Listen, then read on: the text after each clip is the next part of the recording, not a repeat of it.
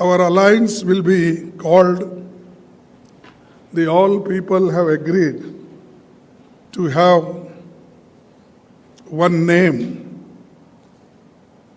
for the alliance.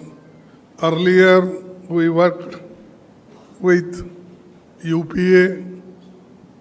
Now, with all 26 parties, a new name is given, that is Indian National Developmental Inclusive Alliance, that is INDIL,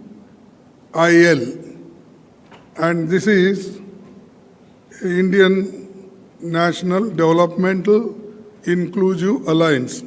So everybody agreed for this, and unanimously this name is given, and everybody is happy with this name.